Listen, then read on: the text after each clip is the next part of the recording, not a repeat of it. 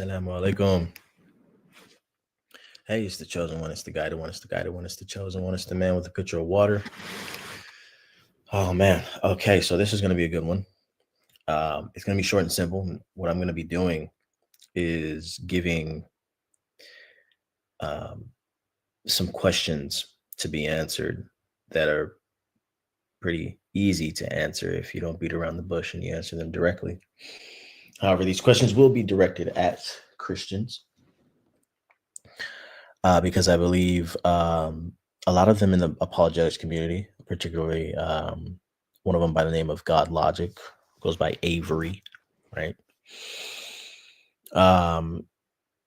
He seems to periodically put out the challenge to prove that Jesus was Muslim. And so I'm going to go ahead and do that today. I've done it in some of my previous videos, but today I'll be doing it in question form for Christians, and breaking that down in how it should be answered and how most Christians will probably try to beat around the bush or ad lib or stall or interrupt to try to create meaning where there shouldn't be. We should take the text as it is and analyze it as it is. And by text, I mean the Bible. So, yeah, I'm going to get started. I'm going to start by sharing my screen and showing you guys where in the Bible, here, let me do this. Where in the Bible Jesus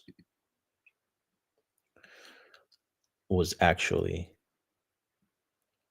referred to as, or I should say, described as a Muslim. And here we go. So we're going to start in Hebrews. Now, a little bit of history about Hebrews. A lot of Christians or their scholars would say that the book of Hebrews is anonymous. However, I don't believe it to be anonymous. Sorry about that. Give me a second. I don't believe it to be anonymous because it has themes of doing away with the old law to make way for the new law through Jesus concept that we know and see and are familiar with stemming from Paul. So actually, if you bear with me, something seems to be happening with this page. It should be working.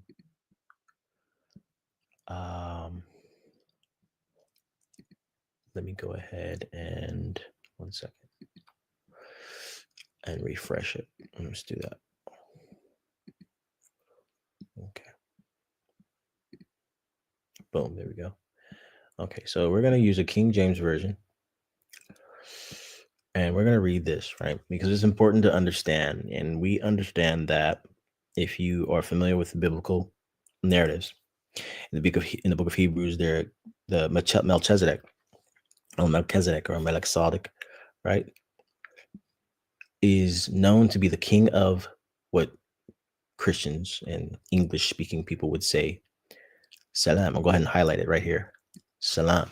I'm going to zoom into Salem. They would say Salem, but this is actually the word Salam. And I'll tell you why in a second. Because if we read, right, we read on, it'll tell you this. For this Melchizedek, king of, I'll say Salem, priest of the Most High God. Now, priest of the Most High God would be what? If he's a priest, that means he has a religion, correct? According to this sentence, according to this verse, if Melchizedek, who was king of Salem, a priest of the Most High God, that means his religion was whatever God commanded of him, being a priest at that time, right? Who met Abraham returning from the slaughter of the kings and blessed him, to whom Abraham gave a 10th part of all. Listen to this. First being, by interpretation, king of righteousness. Right, I'm going to go ahead and highlight righteousness. King of righteousness. And after that, also king of Salem. Now, a lot of people confuse it to mean Salem. However, I'll correct you. It's not Salem, it's Salam. They try to say Salem because they want to choose a place. But if you actually read verse 2 of the book of Hebrews, chapter 7, it's not describing it as a place. It says, being by interpretation, king of righteousness. And after that, also king of Salam, which is king of peace. Let's go ahead and highlight peace. King of Salam, which is king of peace, as you can see here. Oops. So as we can see, the Bible is defining the word Salem, which would be pronounced Salam if it means peace. How you would say that in the Arabic, because this is an Arabic word. If it means peace and you're saying Salam, that's what it means. That's the root of it. That's where it comes from. Now, God logic, most of these apologetics guys that are on YouTube, you know, being paid by the beast to continue to push the beast religion.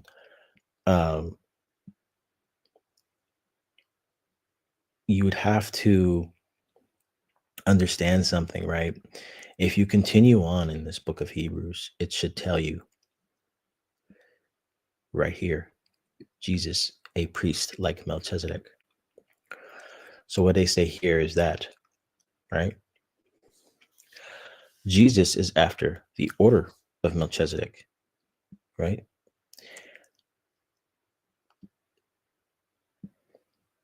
Paul says Jesus was made a surety of a better testament, right? He was made a priest, right?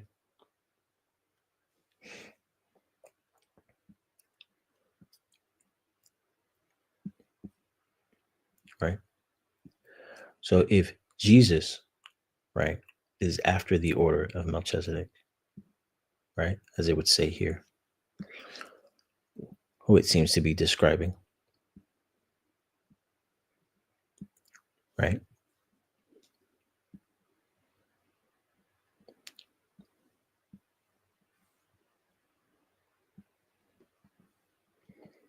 But this man has what? Hath an unchangeable priesthood.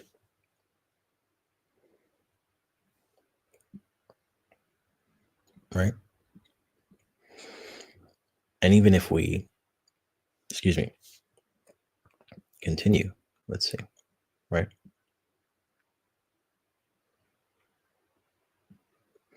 Here we go, the concept of a new covenant. So this is how we know it's Paul's work.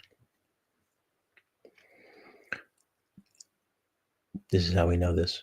Now, getting back to the point of Jesus being Muslim, just using this verse here, right? One of the questions that I love asking Christians that stumps them up, they still don't know how to answer, and they just enter into this weird space of like cognitive dissonance and just using the Bible as a means to fish for verses that confirm their bias. That bias that doesn't actually, you know, it's a bias that they basically stick to based on the religion of Christianity rather than the historicity and the text of the Bible, because they don't support each other. They really don't. Um, and it's weird how they compartmentalize. In one instance, their history says that, oh yeah, all these men did this, all these men said this, all these men recorded this, and all these men documented this. And in one instance, the Bible itself will say certain things in terms of it being a narrative, right? And then in another sense, the Christian tenets themselves, even though we know Christianity is a Jewish religious sect, um,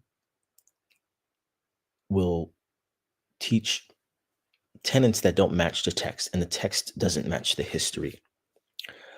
And there are many ways in which we can prove that, but that's not the goal today.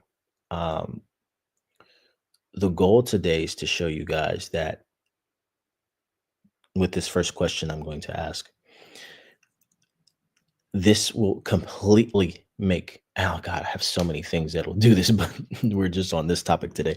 Oh God, it's insane. And it's proven and been tested, um, because I am that guy. Um, you'll see that basically it will all fall apart. No matter what argument they bring, it will always fall apart if you ask the following questions. So, number one, all you have to do is go like this: was Melchizedek king of Salem? And you have to get them to answer directly. All this hoopla about Salem regions, like it has here on the side, you have this, but then it cuts off here and tries to show you a larger thing. But then again, it's like, well, if you read uh, all these different versions, they'll try to give you footnotes and all these other things to distract you from what's being said. Salem or Salam in here, right? In here is not being mentioned as a place. Because Melchizedek, if he met Abraham returning from the slaughter of the kings and blessed him, you would have to understand that Melchizedek could not be in these regions historically. He could not. He would have to, like, even if you click on this like this, right? Melchizedek could not have been in these regions. Melchizedek would have to have been, now let's go back here, where Abraham was. And Abraham was Chaldean, and the Chaldeans were in what was ancient Babylonia, Mesopotamia, which is nowhere found in quote unquote the Palestinian slash Israel, or what they were trying to do today, greater Israel area. It can't be. They are lying. Okay, so let's listen.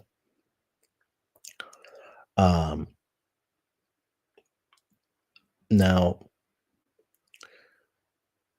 the priesthood that Melchizedek was under, because if you read it, if you continue to read, he had no mother and no father. If you it says it right here, right after verse 2, without father, without mother, without descent, having neither beginning of days nor end of life, but made like unto the Son of God, abideth a priest continually.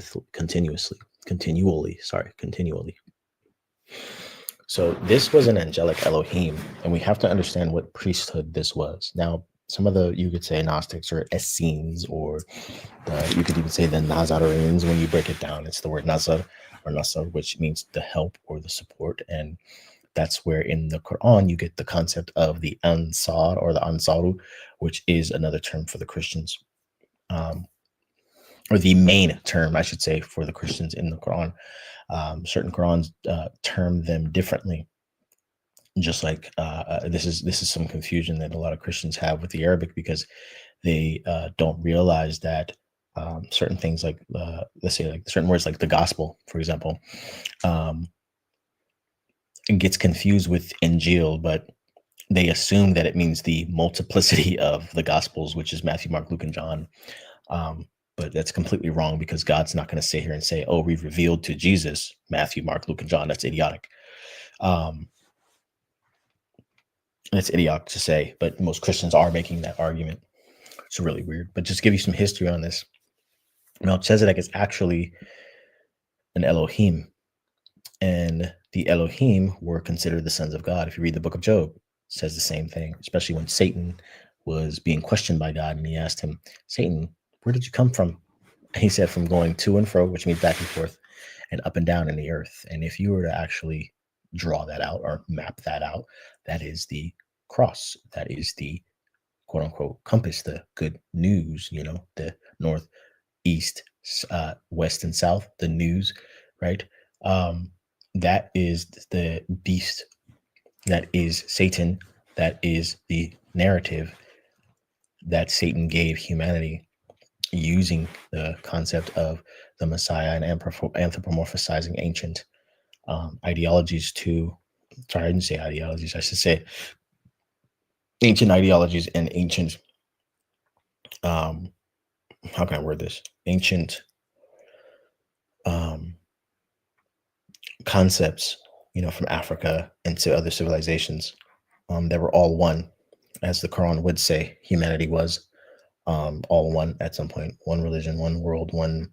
We all had the same mind. We all had the same. Even the Bible tells of the story, and then the Tower of Babel came, and yada yada yada. You guys know the stories, but um, you would understand that that's what's being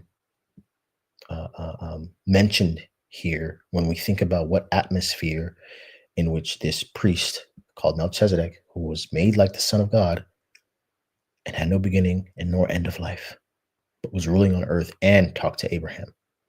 This was an Elohim. This was a what you would call an a high level. Uh, you could even say seraphim, um, who was Melchizedek, who was the embodiment of the archangel Michael in his many forms when he comes down. Something that Christians don't really study. They don't study the quantum.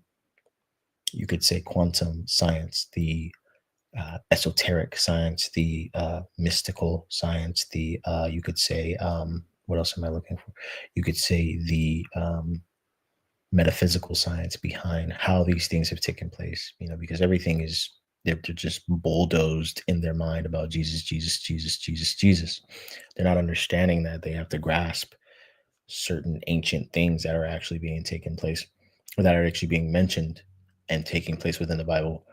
Um, so the first question you would have to ask is, who is Melchizedek? They're not going to tell you. They don't know, right? I just described a bit of who he was. And so does the Bible. It tells you that this was a whole other entity, but he was under God. He was a priest under God. And this entity had no beginning of days, no end of life, and he had no mother, no father, and he was ruling as a king on earth. Get that through your head. They won't be able to answer that, even though the Bible tells them and gives them clues as to what kind of being this was.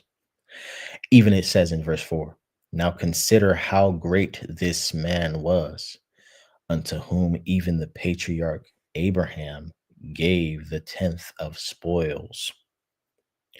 Even says, the father of the monotheistic faiths was paying this man, who was described as what? King of Salem, which is king of peace. Now, the second question you would have to ask them, does verse 2, right, of the book of Hebrews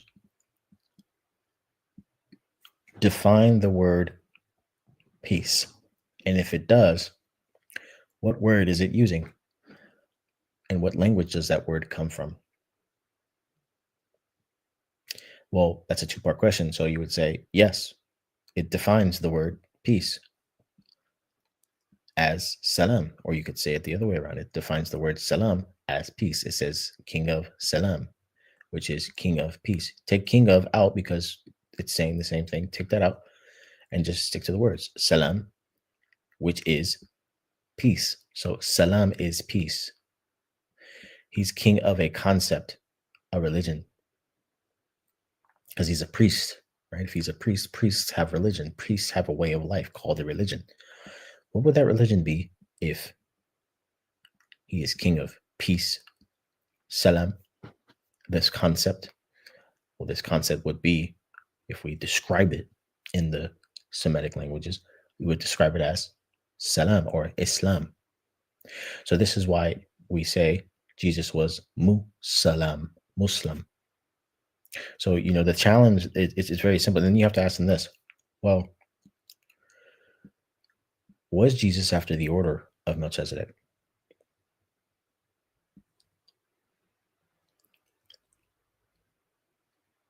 So, if therefore perfection were by the Levitical priesthood, what further need was there that another priest should arise after the order of Melchizedek and not be called after the order of Aaron? for the priesthood being changed, there is made a necessity, a change also of the law. Now, this is according to how Paul wanted to twist the concept of Melchizedek, right? So you keep reading Moses, and yet, as far evident, for after the similitude of Melchizedek, there arises another priest who is made not after the law of carnal commandment, but after the power of this life, right? This is his description. This is what you're saying, right? That you listen to, because Paul is conflating what he knows of Scripture, because he was a Pharisee. He had knowledge, right, of the old. He was a Jew, according to you guys, a Hebrew in that sense, who had knowledge of the old Scriptures. And Melchizedek is mentioned in the book of Genesis, by the way, which you can see the little note up here showing us that you can read about it. But if you continue, he says, "For he testifieth, thou art a priest forever after the order of Melchizedek." Here you go. Now, no Christian would fight and argue that this is not Jesus. They would say this is Jesus. So now, if he is a priest forever after the order of Melchizedek, meaning he is a part of it, what is Melchizedek's order? What is his job? What is his duty? What is he? He's a priest, and his priesthood is what made him a what? King, and he is king of. Okay, so if he is king of peace, then Jesus is also a priest after that order. Now, there are songs when you go to church and they say, "Oh, well, Jesus is the Prince of Peace." I'm sure you guys have heard this before.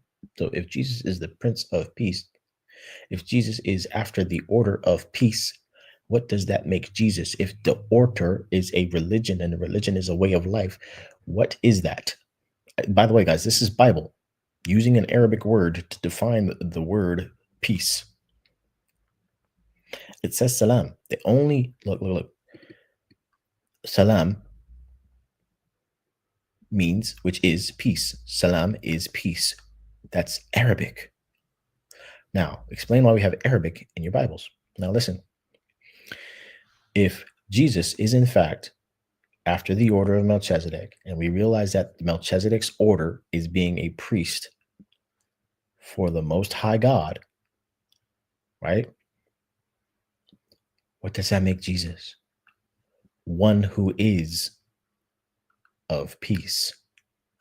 What do you call someone? Let's go ahead and look at the etymology real quick.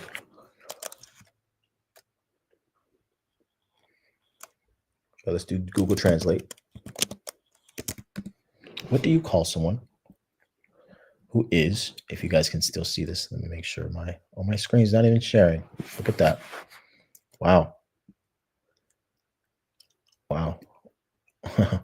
Let me bring you guys back.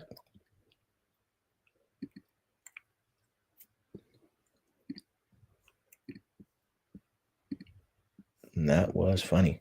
Okay, so let me go back so you guys can see some of these verses that I was talking about. You saw it before, but I already told you what chapter and verse I was in. Chapter 7, we were reading verse 2. We read into 4, and even down into 11 and 17 to show that, yes, Jesus is after the order of Melchizedek.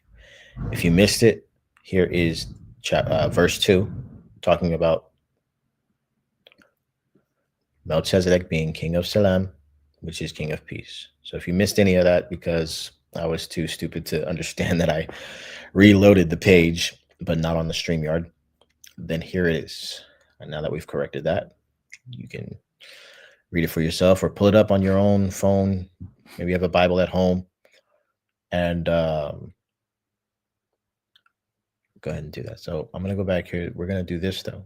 So if you were following along, I was saying, what do you call someone who is of peace? One who is of peace. Listen.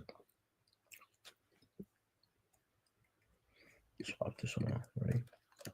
One who is manhu, mu, or mu. Or you can say who is manhu or mu. Watch this. One. Damn, can't type. Who is of peace? Sheikhs Masalam. Masalam. Now watch this. Sheikhs Masalam, a peaceful person, right? So let's go ahead and watch this. I'm gonna get rid of the Muslim, peaceful. Ma, meme, seen, lam, meme. But watch when I get rid of the ma at the beginning. Watch this. Salam. Now watch when I switch it around. I'm not going to do anything but click this center button, ladies and gentlemen. This center button to swap it. See how it says salam? Salam? Now it's interchangeable because we have something called vowels, but the Semitic languages don't necessarily do. Those were added. If you actually look at the Arabic language, those were added. So this sa, a, would have to have the,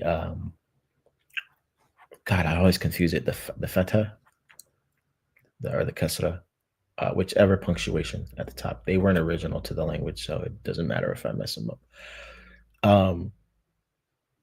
That's how you would read that. But watch when I swap this right here. Salam, salam, salam, salam. It doesn't change. Salam means salam.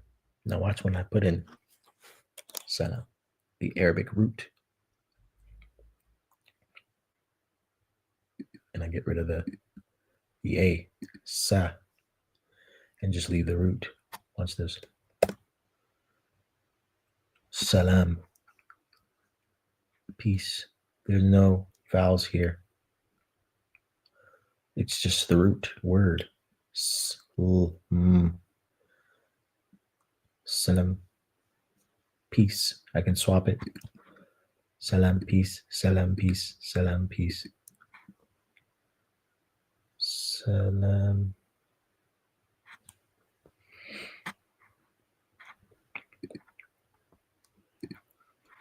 You see that? Now, watch this.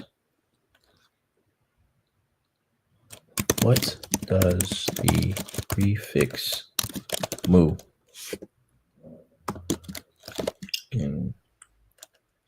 mean in Arabic? In Arabic, read along with me, guys. In Arabic, mu isn't a standalone word with one meaning, but a common prefix used to form many words, like active particles, mudadis, teacher, or nouns of place, and is key in Islamic terms like mu'min, one who is a believer, mu'min, believer. It can also appear in dialects as a particle meaning not or but. Mu'ani, not me. Mu'ani, sorry. But check this out. In Islamic terms, all right, here we go. Active particle, the doer. The mu prefix often indicates someone who performs an action like mudadish, teacher, or musafir, traveler, from safara, to travel. Passive particles, done to. It can also form passive particles, mukassar, broken, or nouns, right? In Islamic terms, a core term meaning believer, mu'min, right? Believer, signifying someone with deep faith in Allah. Someone, a person. Same thing with the word Muhammad. I always use this example here. Muhammad, the praised one, or very praiseworthy, right? The mu denotes one who is, basically, or someone, or someone who is or is of, like it says here, the doer of something. Now we combine that with, let's go to AI mode, right? It'll tell me the same thing. I clicked AI mode. It's going to tell me what it basically means. So mu, one who teaches, mu daris.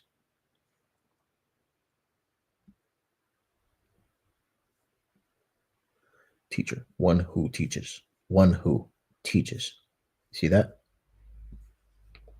Now, watch this.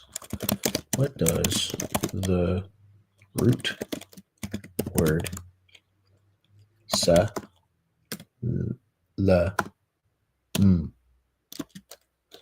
mean in Arabic? Sin, lam, mim.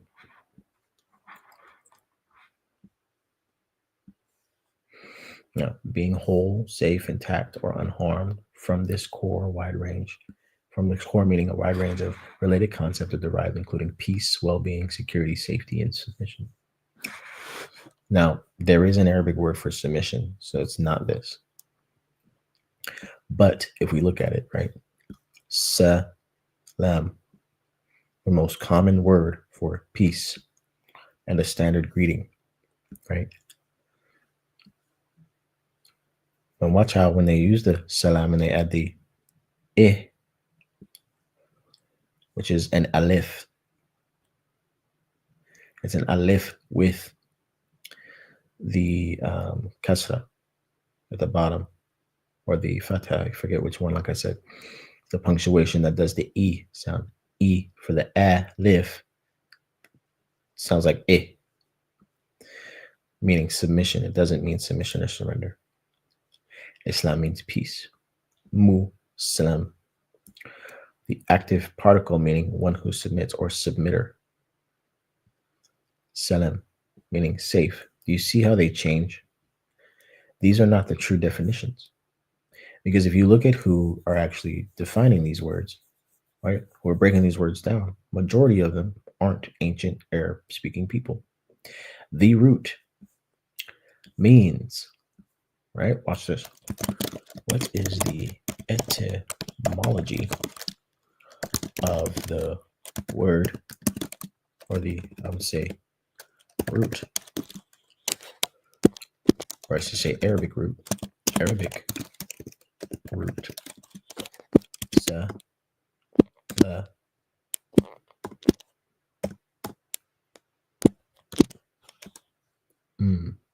meme, right?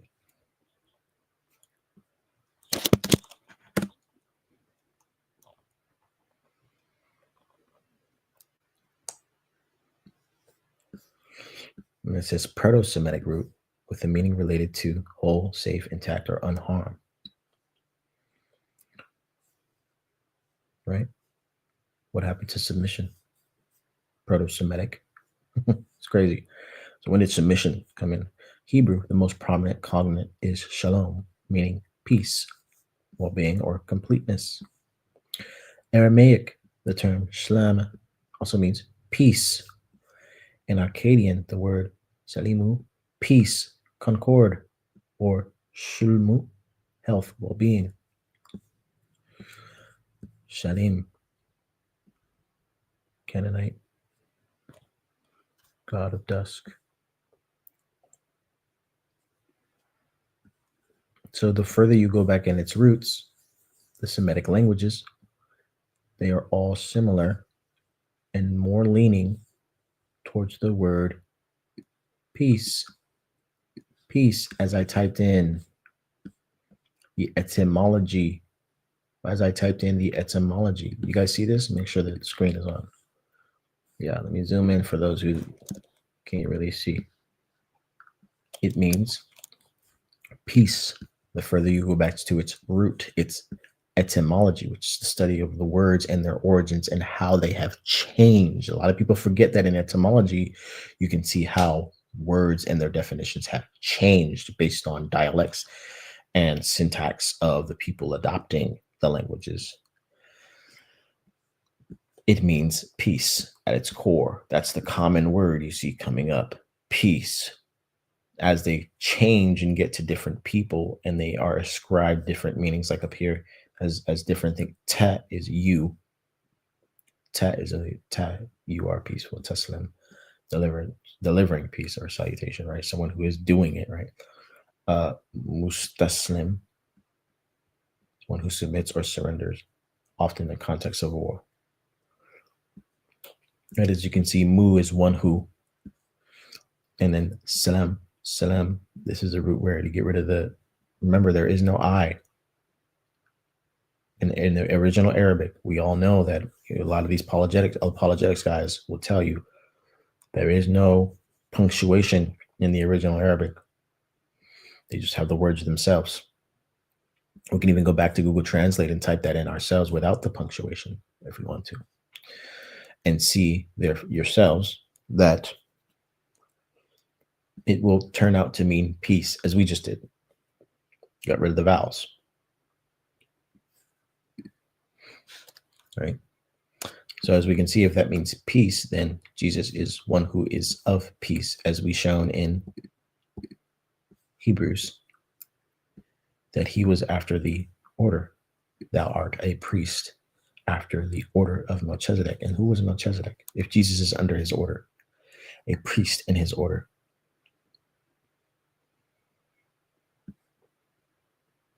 So now, understanding, this is what I understand.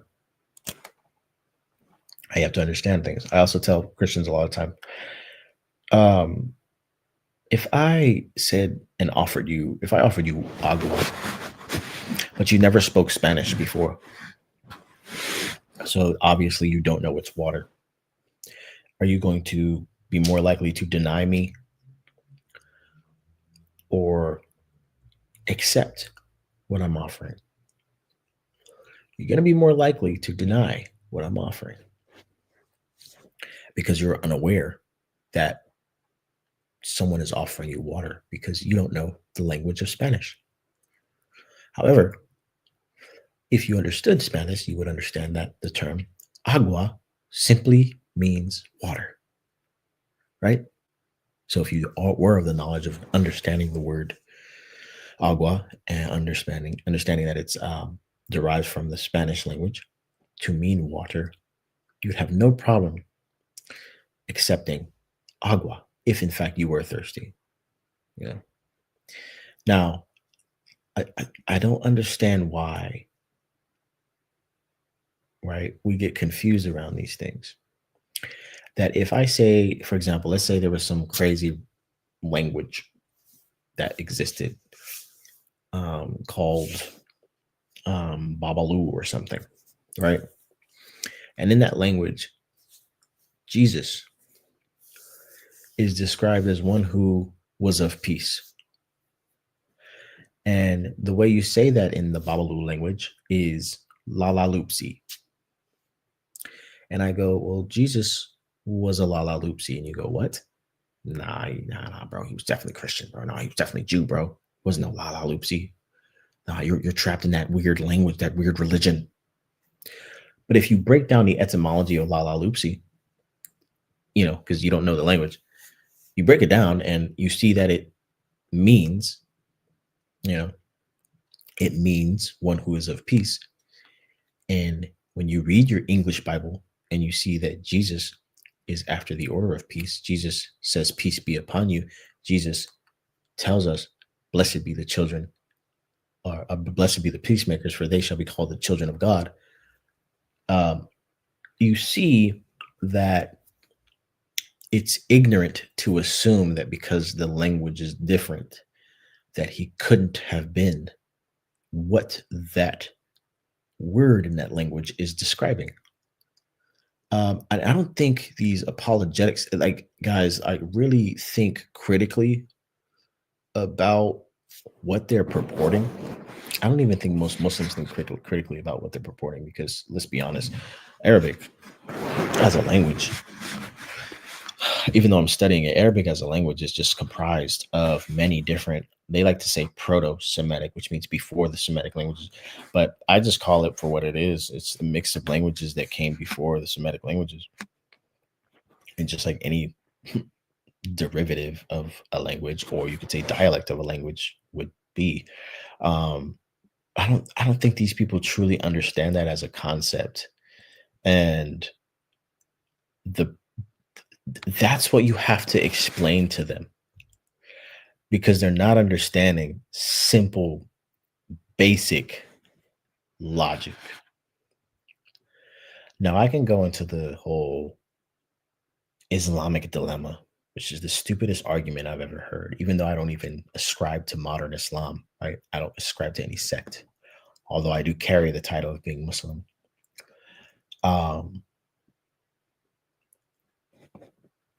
it's strange to me that they could still come up with such an idiotic argument, because the Islamic dilemma is not even a dilemma for Islam. It's a dilemma for Christians coming against Islam. It's a dilemma for them. They don't even realize it, as the Quran describes, that those who, make conjecture and make fun and poke and prod um, the messages of God, of Allah, are the ones who are the losers, the true losers, because they don't realize they're the ones at fault. They're so stuck, they're so haughty, they're so egotistical. They want Islam, even though they think it's so weak, they think it's so false. They spend nothing but their waking moments trying to destroy it. It's insane. And it's all because they came and said, or Islam came along and said, Jesus didn't die. And what if there is a narrative where there was a better and more peaceful option, where the most important figure in history, when praying to God, that prayer was answered? What if that happened? That's all they're really saying. And they go, oh, blasphemy, kill him. Wait, hold on. Wait, what? Yeah, kill him. Oh yeah, God coming out the sky. Yeah, God coming down in flesh. Yeah, let's eat his flesh and drink his blood. Not only that, let's kill him. Let's say all these weird in terms and think that we're actually glorifying him. Yeah, kill the lamb, slaughter it, and bathe in its blood. Yeah, these are things that we say about our Lord and Savior Jesus Christ. But we think that when he comes back, that it's okay to be saying these things in his face. Hey, Jesus, how was it? How was it dying and being stabbed in the chest with a crown of thorns on your head and nails through your feet and your hands? And like, how was it? Hmm. So all those people who were for your crucifixion, who were with those who were persecuting you, uh, did you dab them up in heaven before you came back? I mean, because they're all gone and passed away, and because it was millennia ago. Um, they're up in heaven with you, right? Because they fulfilled God's prophecy. They just didn't know any better, right? Right? You were dabbing them up, eating, drinking wine with them, right? Oh, wait, you weren't? Oh, well, I mean, we prophesied in your name. We cast out demons in your name. We did many works in your name. Yeah. I don't know you. And that's what Jesus is going to say. I don't know you. And what Christians do, they go, well, Matthew chapter 7, verses 16 to 23. I mean, those are just Christians who didn't have Jesus in their heart all the way. Yeah, or those are just people who aren't truly following His will. They try to make up things. They try to philosophically evangelize their way into an explanation that they don't have an explanation for. And it doesn't say that. The only description of any beings on planet Earth during that day that Jesus says is a day, right, are Christians. Same thing in Book of Revelations. The religion that it's talking about is Christianity, the beast's religion. What do people worship in? A religion. And that's what Revelation says, that this beast had an image. What do we know the beast to be? Someone or something, an evil spirit that will be emulating being Christ. It will have an image, according to Revelations, and it would have a deadly wound that was healed, and people would marvel after it because of that. And people would worship the beast as such. You name me one religion that has an image of a Christ who had a deadly wound that was healed and the world marveled over it. And this beast would cause every tongue and nation and the world to marvel and worship it. Now look at the state of the world today. What is the number one religion in the world? Huh. But no, no, no, no. My daddy Paul was right. No, no, no, no, no, no, no. Matthew, Mark, Luke, and John, all people who were in cahoots with Paul. No, no, they were right. Matter of fact, the Quran confirms our book, which makes the Quran false. Wait, hold on.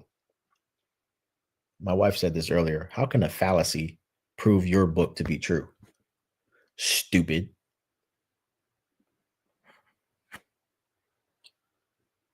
If you believe something to be false in its entirety, how can it then confirm your stuff is true? Your quote unquote Islamic dilemma. How does that make any sense? How does that make sense for anything? Yeah, you see that liar over there? Yeah, that liar over there. You see him?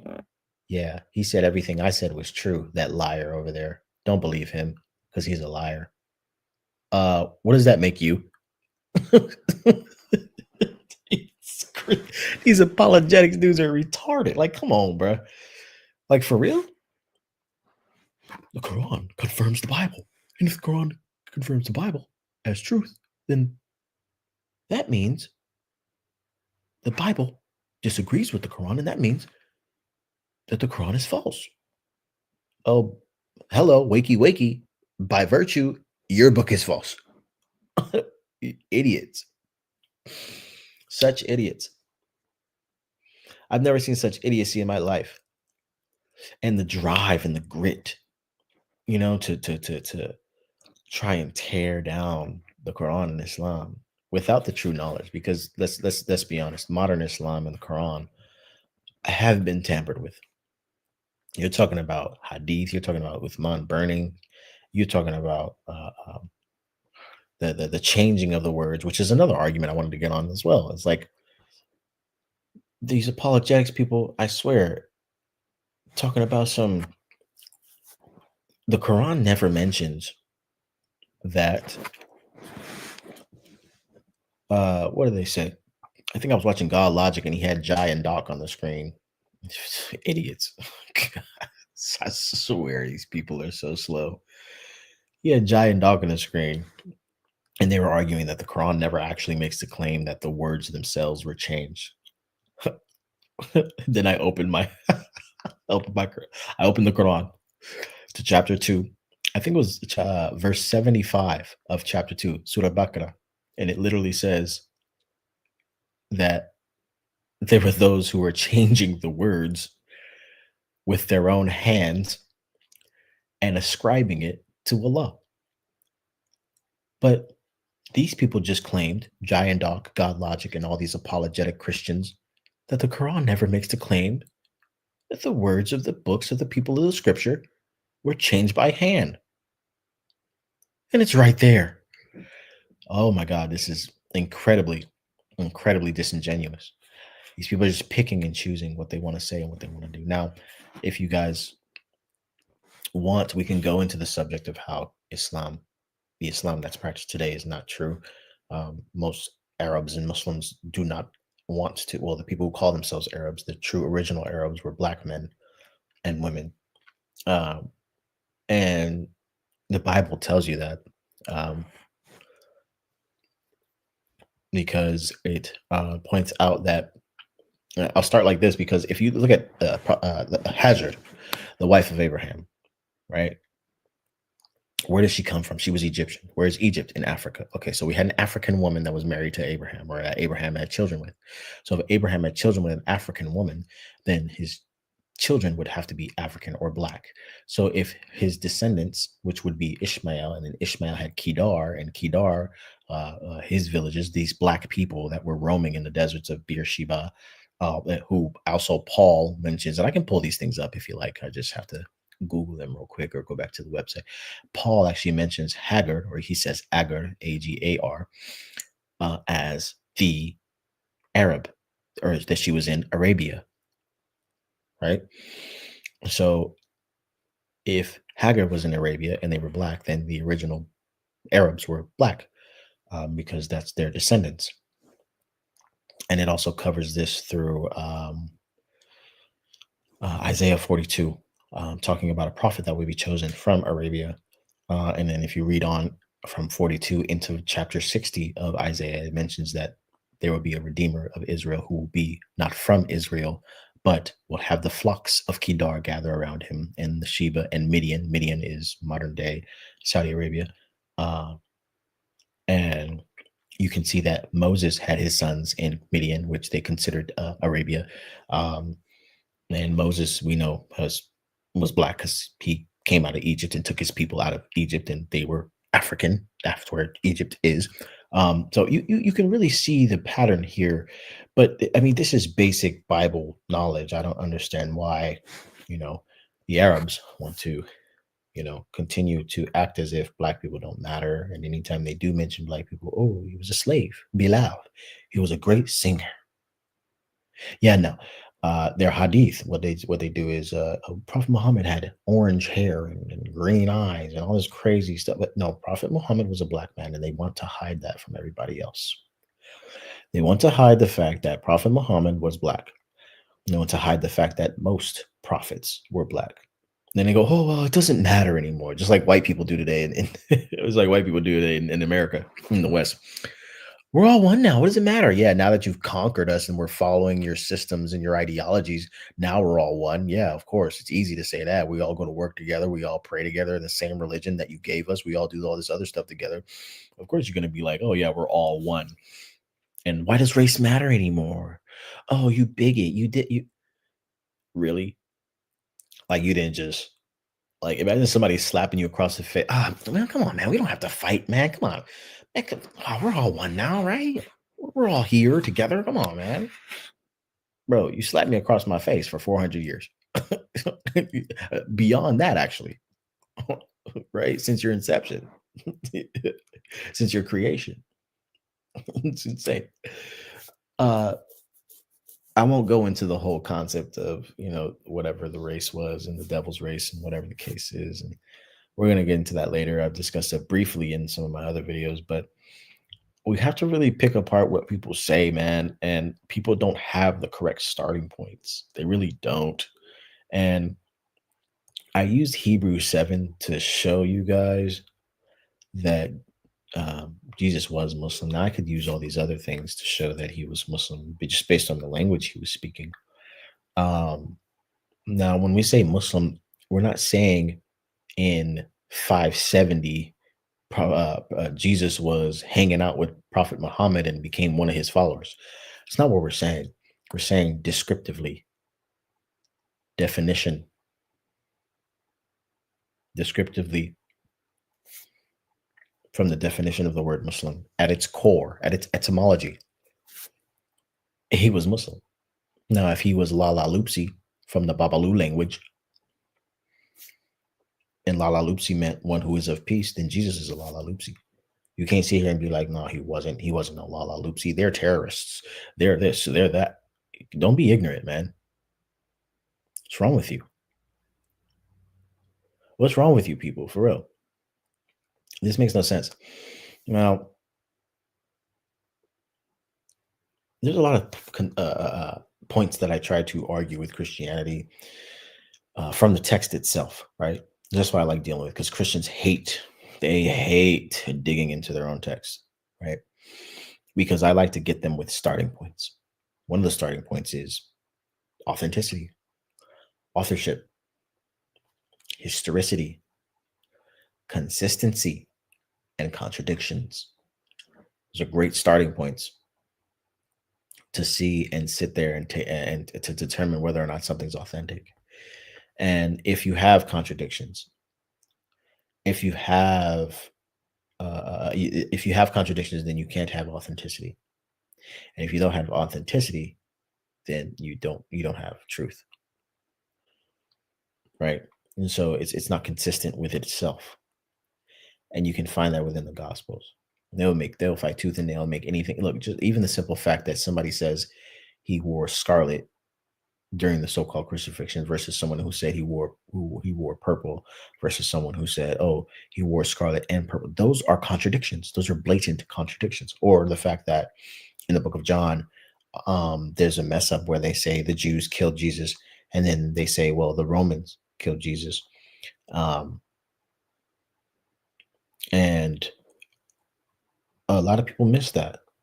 Or let's think about how Paul was a liar, and most of the tenets of Christianity that you get about Jesus is from Paul. You know, of course, at a later date, and Paul was a very, very, very questionable person.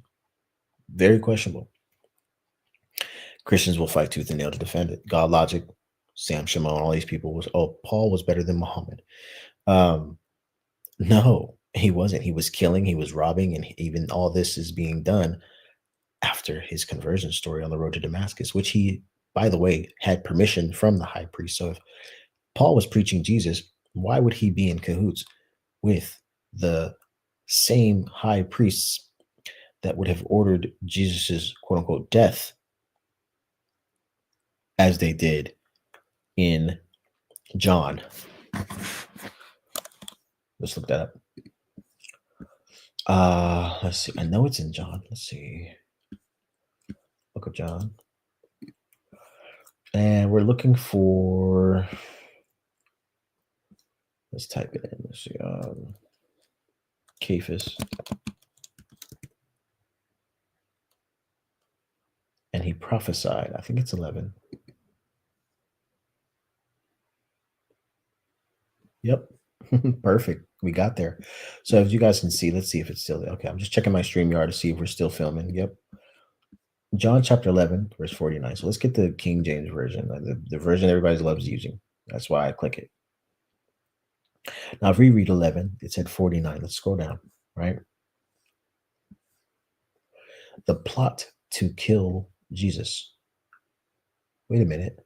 Wait a minute. I thought this was divine prophecy. The plot to kill Jesus? Wait, who's plotting? Let's see. Then many of the Jews which came to Mary and had seen the things which Jesus did believed on him. But some of them went their ways to the Pharisees and told them what things Jesus had done. Then gathered the chief priests and the Pharisees a council. Then gathered the chief priests and the Pharisees a council and said, what do we for this man doeth many miracles? If we let him thus alone, all men will believe on him, and the Romans shall come and take away both our place and nation. And one of them, named Caiaphas or Cephas, being the high priest that same year, said unto them, Ye know nothing at all, nor consider that it is expedient for us that one man should die for the people, and that the whole nation should perish not.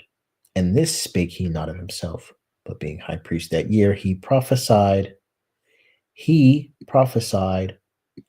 Let me zoom in for the ones who can't read.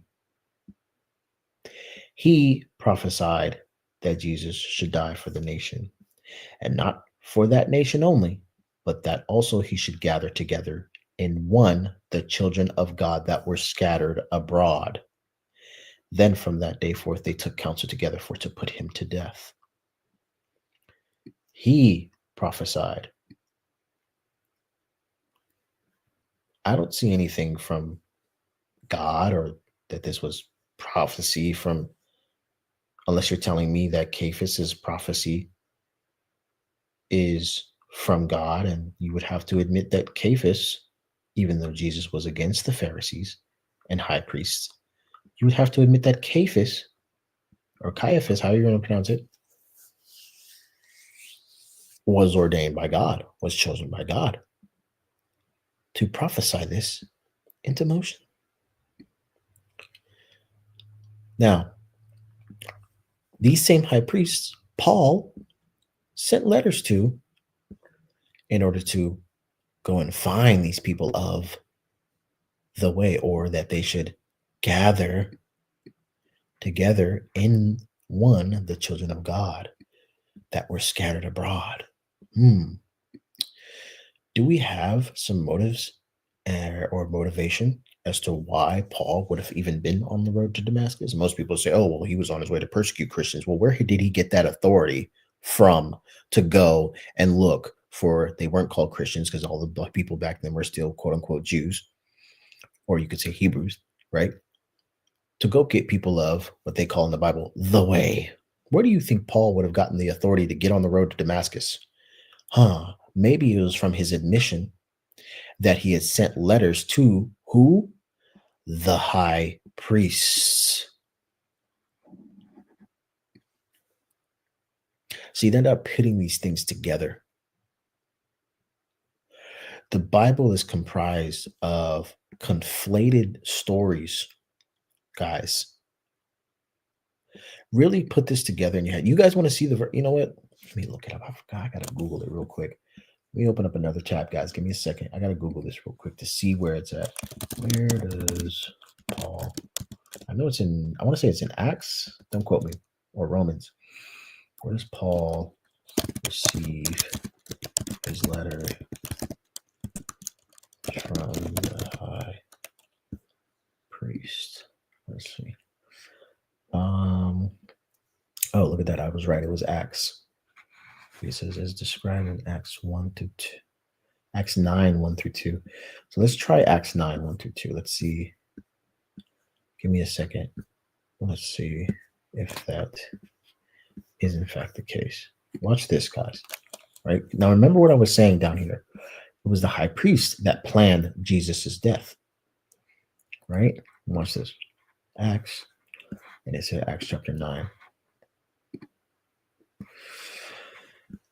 And Saul, yet breathing out threatenings and slaughter against the disciples of the Lord, went unto the high priests. You guys reading this? Listen, let me zoom in for you guys. And Saul, yet breathing out threatenings and slaughter against the disciples of the Lord, went unto the high priests and desired of him letters to Damascus to the synagogues, that if he found any of this way, whether they were men or women, he might bring them bound unto Jerusalem. Wait a minute. Wait a minute. Isn't that a bit familiar to what it was saying in John about how they should gather those who were scattered abroad?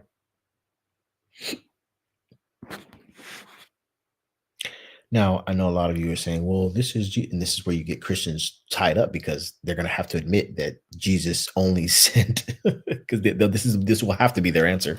Their answer will be, well, no, you're wrong, because Jesus sent his disciples to go get the children of Israel that were scattered abroad. Oh, wait, well, hold on. Doesn't that change your narrative about what Paul teaches, which is that Jesus was sent not only to the lost sheep of the house of Israel, but also the Gentiles that you guys teach in your New Testament, your new covenant?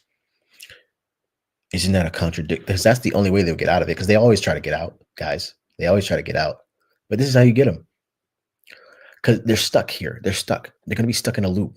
They won't be able to answer, right? So if they go to saying that, that's their only escape out of it. That's not what that means. He was saying the scattered sheep when he told them to go abroad and not go to, like he says in Matthew, he tells them not to go to the Gentiles and the Samaritans. And we see proof of it from the book of James, which is a letter from James, where James actually states that he is speaking to the children scattered abroad, right? The brothers scattered abroad, which I'll show you guys, right? James, watch this. James, let's zoom in. Let's zoom in. James, a servant of God and of the Lord Jesus Christ, to the 12 tribes which are scattered abroad, greeting. Now, if you read the book of James, he actually preaches things that are against, or I wouldn't say against, but are opposite of what Paul teaches. See, James speaks about, one of the main things he speaks about is faith with works. But if you read a lot of Paul's stuff, Paul talks about faith without works. These are common things, guys, that we have to pay attention to, right? Now I showed you the proof of Paul, who is Saul, on his road to Damascus, where he said he met the Lord. And what did he say? He saw a light. Now, Second Corinthians chapter what is it, chapter 12 tells you that Satan also describes, or Paul actually describes one of the same, but Paul actually describes Satan as a being of light. Now, where would Paul, guys, pay attention now, who was blinded by this whole encounter of who he says is Jesus? Listen.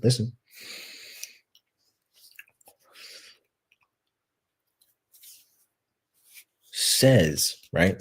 Paul says that when he met Jesus, he saw what? And suddenly there shined round about him a light from heaven. And he fell to the earth and heard a voice saying, Saul, Saul, why dost thou persecute me? And he said, Who art thou, Lord? And the Lord said, I am Jesus, whom thou persecutest. It is hard for thee to kick against the pricks.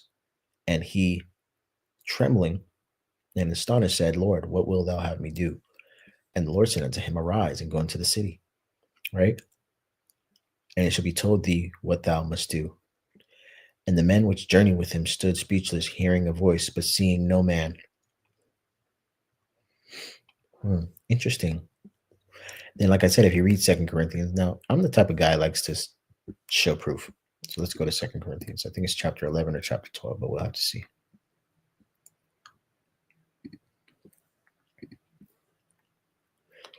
Let's say it's 12.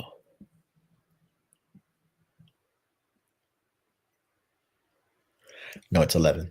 But even in this, it's sick too, because Paul said he's going to glory someone who speaks unspeakable words in heaven. It says right here, which is not lawful for any man to utter. Of such a one will I glory. So that's right there. Let's go to chapter 11, where he tells us that Satan transforms himself into an angel of light, and he uses that to compare himself and his followers. Watch this. But what I do, that I will do, that I may cut off occasion from them which desire occasion, that wherein they glory, they may be found even as we. For such are false apostles. For such are false apostles, deceitful workers, transforming themselves into apostles of Christ. And no marvel, for Satan himself is transformed into an angel of light. Wait, Paul. Wait up. Hold on. Anybody who's listening to this and listening to me right now, you can see that this description of Satan is the only description of Satan being and transforming himself into an angel of light.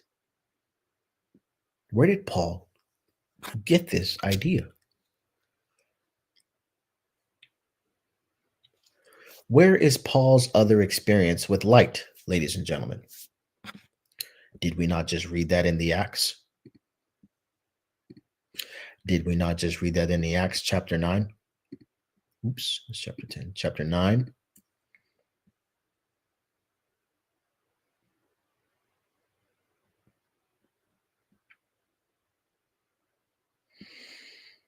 Shined around him a light from heaven.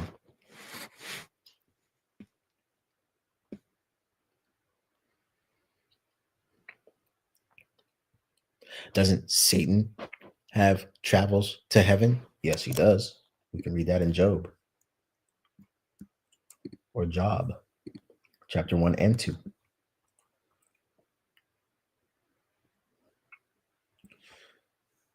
Now there was a day when the sons of God came to present themselves before the Lord. If they're presenting themselves before the Lord, where are they? Guys, where are they? Let me zoom in. Where are they? In heaven. So, and Satan came also amongst them, and the Lord said unto Satan, Whence comest thou? Then Satan answered the Lord and said, From going to and fro in the earth, and from walking up and down it. I want you to draw that on a piece of paper. And you tell me what that is. Mr. and Mrs. I follow in the footsteps of Satan because I want to worship a cross. We don't worship the death of Jesus. We worship his resurrection. Don't listen to anybody tell you that we worship his death. Even though the only thing that we actually venerate and put up on our synagogues and or put up on our sorry, I shouldn't say synagogues, but they put it up on their pieces of real estate is what? The cross. No, we don't worship the death, but you have to believe in the cross. You have to believe that he died for your sins in order for you to get salvation. And they start spitting these things at you. They are lost. Completely lost.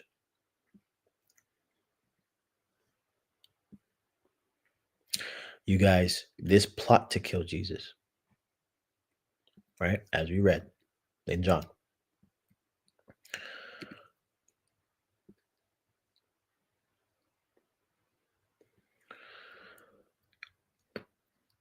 This plot was done by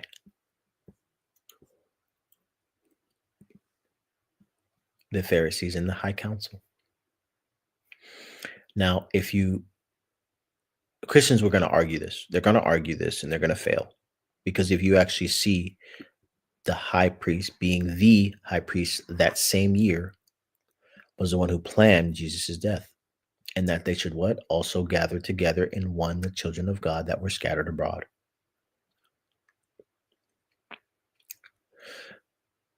I want anyone right now, we can do this right now actually, to Google who was high priest when Paul went on the road to Damascus. Watch this, guys.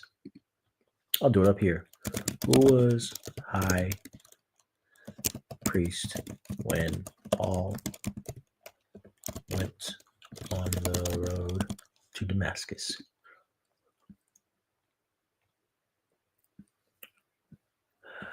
When Paul was on the road to Damascus for his conversion, there wasn't a specific high priest involved in that event. Rather, the Lord sent a disciple named Ananias of Damascus. The high priest, Ananias, who later tried and sentenced Paul years after his conversion.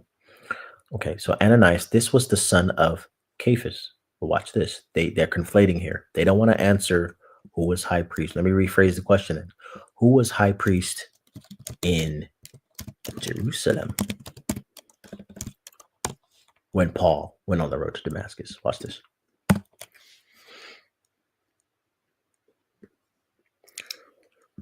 When Saul went to Damascus, there wasn't a high priest in Jerusalem directly involved with his conversion. I didn't say in his conversion. Hold on, let's ask AI. You see what it does? They don't want you to find out. Oh, look, I didn't touch anything. Look. I didn't touch anything. Look at my mouse. If you're watching this video later after the recording, you can see I didn't touch the mouse. All I did was click the AI. What does it say right there? Who was the acting high priest when Paul left to Damascus? Joseph Cephas. Huh. Interesting. The same one who put Jesus, quote unquote, started the plot to kill Jesus, and he prophesied, as it says. Let's go back. Who prophesied?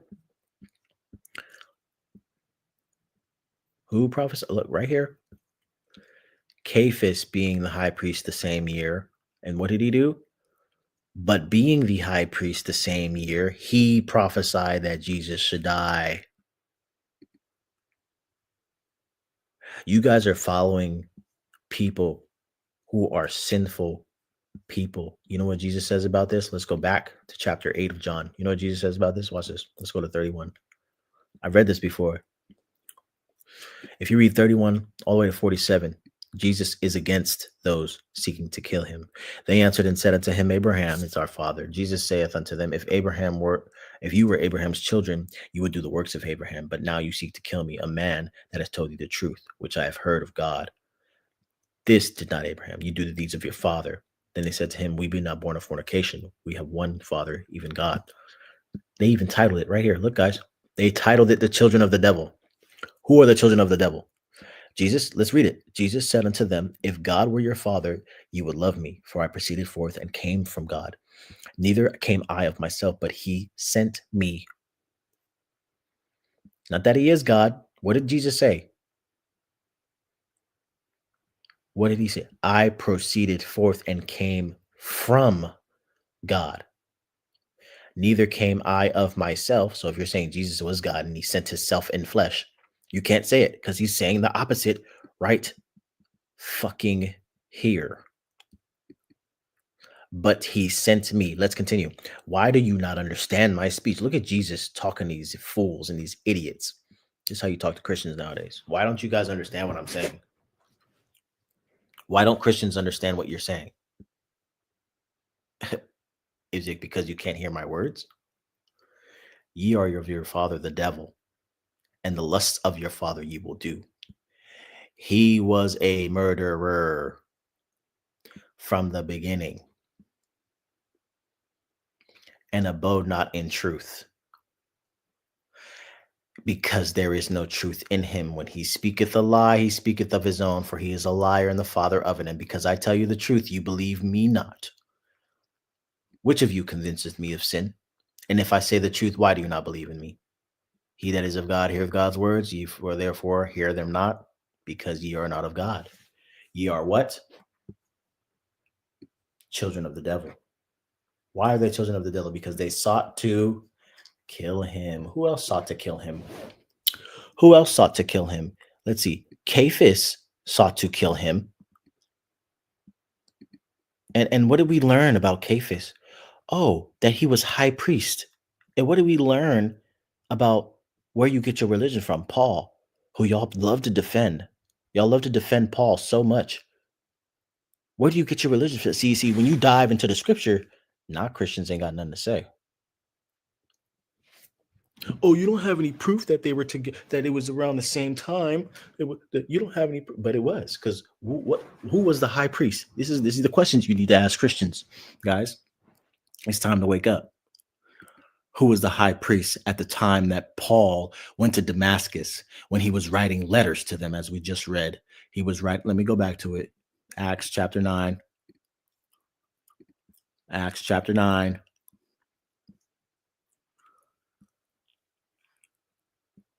Saul, yet breathing out threatenings and slaughter against the disciples of the Lord, went unto the high priest, and desired of him letters to Damascus, to the synagogues, that if he found any of this way, whether they were men or women, he might bring them bound unto Jerusalem. Where was the high priest? In Jerusalem. And Paul wanted to bring them there. Who was the high priest at the time? It was Cephas. And what was Cephas known for? Plotting the death of Jesus. So here you have Paul in cahoots with someone who was plotting the death of Jesus, then all of a sudden turns around and wants to give you some falsified religion that Jesus didn't even sign off on. Yeah, Christians, y'all got a lot coming, bruh. The man with the pitcher of water is here. You know what time it is. You know what time it is. You know what time it is. So if you're Muslim or if you're someone who actually does research, or if you're a Christian yourself, you need to analyze these things and answer these questions before you even think twice about coming to somebody else's religion, trying to do some sort of apologetics or whatever you think you're knowledgeable in, because we have yet to begin. We have yet to begin. You need to read your own scriptures. You need to read your own text and what you claim you say you believe in. You shouldn't have to deflect into somebody else's religion. If I asked you a question about this, you shouldn't go, well, in Islam. Well, that's why sometimes when I would talk to people, I wouldn't tell them what particular faith I ascribe to, because when I tell them I'm Muslim, they already jump to conclusions that I'm just this Sunni or Shia or whoever. I don't follow a sect of Islam. I go by the description of the word, the etymology of the word mu, salam, Muslim. Mu denotes one who is, salam denotes one who is of peace. Peace. Salam denotes peace. So if mu, one who is, salam is peace, one who is of peace. That's what Jesus was. That's why I say Jesus was a Muslim, because he was after the order of peace, which I broke down in my church. It's right there, man. So you want to say, well, where do you get it from? Where God logic in them? Where do you get it from? All these Muslims, they want to argue this, but they don't even. Jesus was not Muslim. They can't even prove it. They suck. The Muslims are terrible, man. You're over. Islam is over. Islam is. Your own book tells you. Your own book gives you a descriptor. Mr. Dog Logic, Mr. Sam Shamoon, Mr. David Wood. I will take all of you on a panel. And we have to start with the right starting points. You can take this as a call out. You can take it as whatever you want. You got to deal with your own book first before you start screaming out why you have the truth. How can you have the truth and you basing it off of the ones who were murderers and killers in the narrative? That's because that's what your religion is. Nothing but murder and killing. It's exactly what you preach. You can't say that's not what you preach. When you sit there and you tell people in order to have salvation, you have to believe in the murder and the killing of the one who came to give it to you. It's time to wakey and build a new civilization. It's stuck in this stupid 2,000-year-old argument. Listening to the beast all damn day. Beast done got your food, your shelter. He done got your way of life. He done stole everything from us. You got to wake the heck up.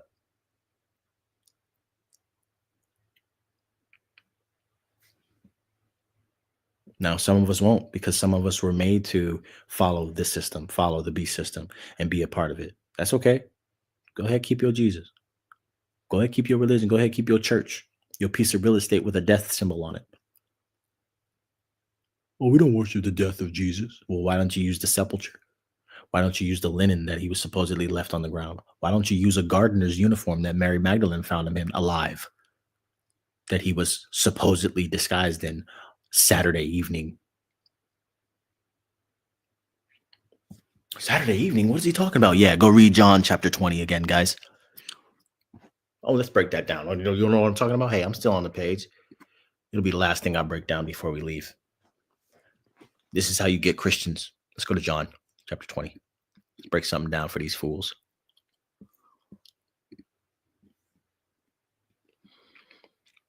This guy's lost. He doesn't know what he's talking about. All right. I don't know what I'm talking about. Let's just read the scripture then. God, Logic, and his crew. Read. No, you don't. You're illiterate.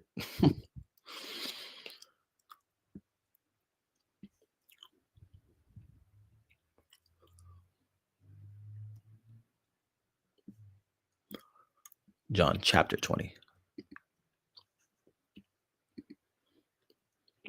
The first day of the week cometh Mary Magdalene. Hold on. What's the first day of the week according to the quote unquote Hebrew or Jewish calendar? Let's go ahead and type that in. We'll come back to this. What is the first day of the week according to Jews? Oh, look at that. According to Jewish tradition, the first... Are you guys following? Let me check my StreamYard. Yeah, you guys are following. Let me go ahead and zoom in for you all. Let's go ahead and zoom into that. According to the Jewish tradition, the first day of the week is Sunday.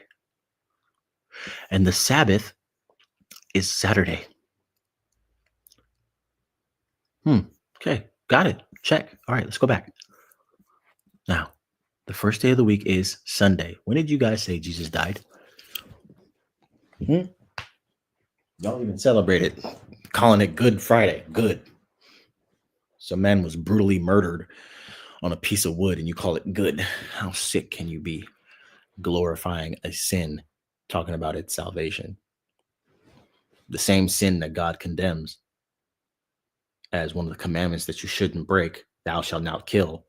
You take that concept and turn it into salvation and worship.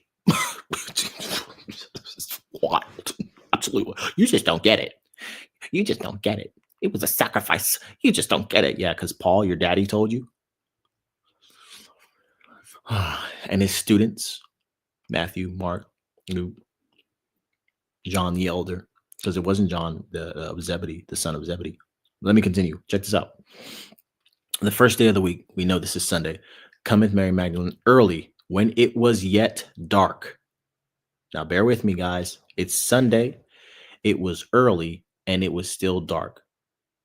So that means Saturday had just left unto the sepulchre, and see the stone taken away from the sepulchre. Then she runneth and cometh to side with Peter and to the other disciple who Jesus loved, and saith unto them, They have taken away the Lord out of the sepulchre. We know not where they have laid him. Peter therefore went forth, and that other disciple, and came to the sepulchre. So they both ran together. And the other disciple did outrun Peter, and came first to the sepulchre. And he, stooping down, looking in, saw the linen clothes lying, yet went he not in. Then comes Simon Peter following him, and went into the sepulchre, and seeth the linen clothes lie, and the napkin that was about his head, not lying with the linen clothes, but wrapped together in a place by itself.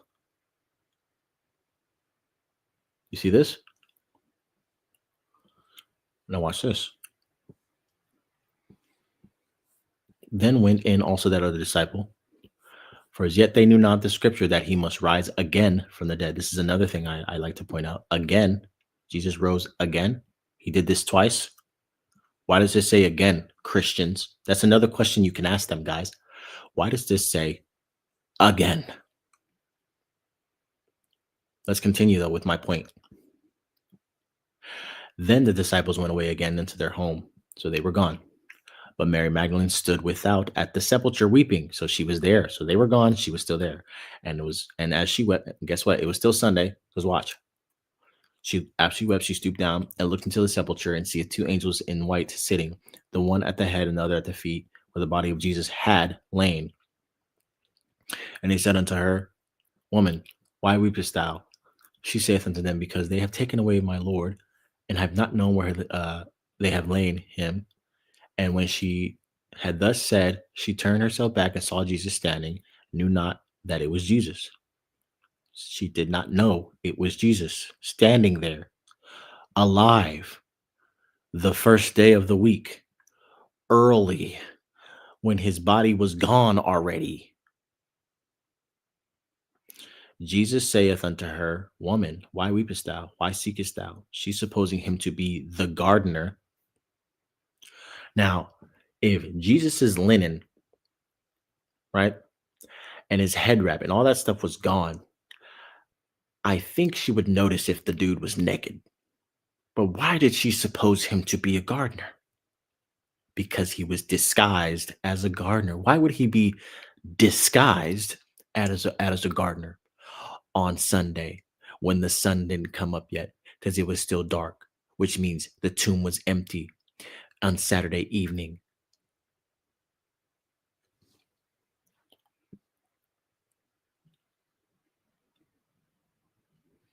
Jesus saith unto her, Mary. She turned herself and saith unto Rabboni, which is to say, Master. Jesus said unto her, Touch me not, for I am not yet ascended to my Father. Wait, hold on. Touch me not, for I am not yet ascended to my Father. Hey, Christians, have you ever broken down this in your so-called Hebrew and Greek? Hey, Christians, have you ever broken down? Ask them this, guys. Ask them to break this down in their Greek. Matter of fact, we have the internet. Let's do it together. Let's copy this. And then let's put it in the quote unquote Greek. We can do this on this page, actually, huh?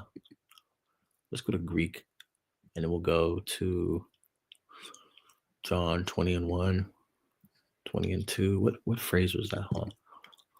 Let me go back. That was John 20 and what?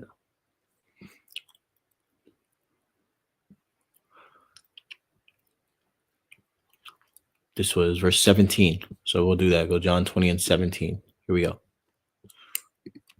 20 and 17. Watch this. Here we go. He says to her, Not me touch. I have not ascended. Anna Bebeka. Let's see. Have I ascended? Not yet. Not ascend. What is ascended? What does this mean? Ascended. I am not yet ascended. Right? That's in the Englishman's Concordance. Right? Let's click on this. Arise, ascend, climb, go, grow, rise, spring up, come, went, ascended, came, go, going, come, ascending, arise, ascend, climb up, rise up.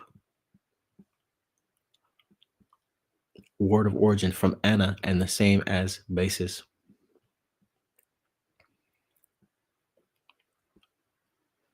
He did not what? Ascend to the Father. Right? Now what's the root word?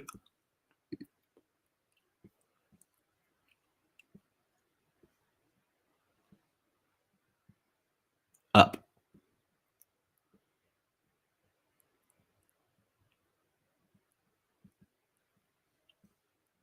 Up. Upwards each, right? Let's go back.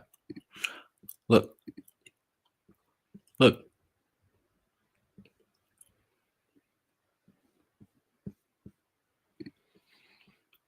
See this? Not yet, have not ascended to the Father. Go and tell them, I am ascending.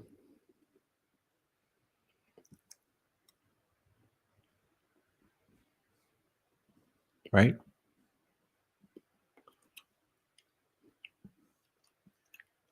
Now, if you read the Hebrews concordance or you read Strong's concordance, you'll probably get a different thing. But let's keep reading. I want to show you guys something. Jesus was saying he didn't die yet.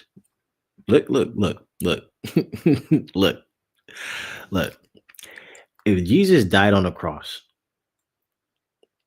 and gave up the ghost and was dead and buried, and you say he rose again on the third day, which I'm about to prove it's not the third day, right? Because he said up here, this is the same day at evening being the first day of the week, which is a Sunday. We realized the Sabbath was a Saturday. When was Jesus arrested and crucified? Preparation for the Sabbath. So Friday evening is by the time he would have, quote unquote, died, correct? And if Mary Magdalene is getting there early Sunday and the sun isn't even up, it was yet dark. It was still dark. The sun wasn't even up yet on Sunday, the first day of the week, right?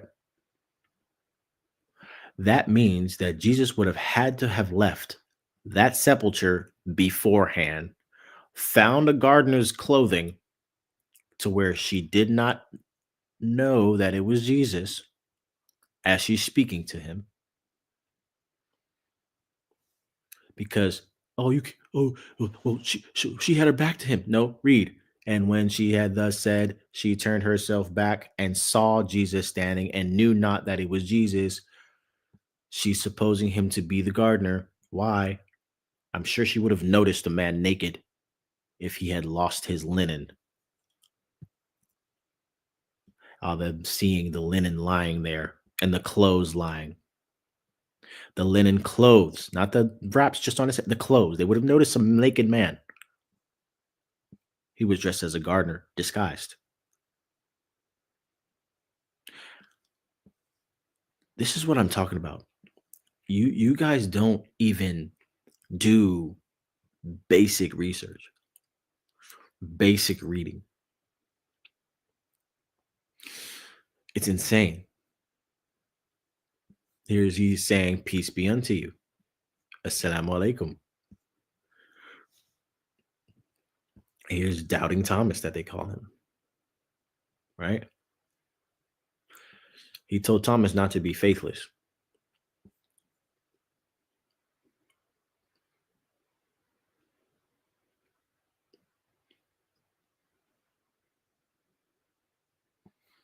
He says here, be not faithless. Why is he asking Thomas to be not faithless if Thomas had faith that Jesus died on the cross already? Make that make sense. Ask Christians that too. They can't answer these things. They're too busy trying to debunk Islam. They miss basic things. And I can go all day. How long is my recording been? Let's an hour and 35. Look, guys, I'm gonna have to end it here. We'd be here for Let me see. What is it? 1 hour and 35 minutes, 25 seconds. We would continue to be here for three more of those if I kept going into what is here, guys. I just have to cover these things briefly so you can see what to ask, where everything falls apart, and ask them why, if Jesus said killing him is of the devil, why do you practice the religion of men giving it to you as a way of salvation? And in order to attain that salvation, you must believe in killing him. Hello, hello, hello. Wake the heck up. It's the chosen one, it's the guided one, it's the guided one, it's the chosen one, it's the man with the pitcher of water. Assalamu alaikum to you all.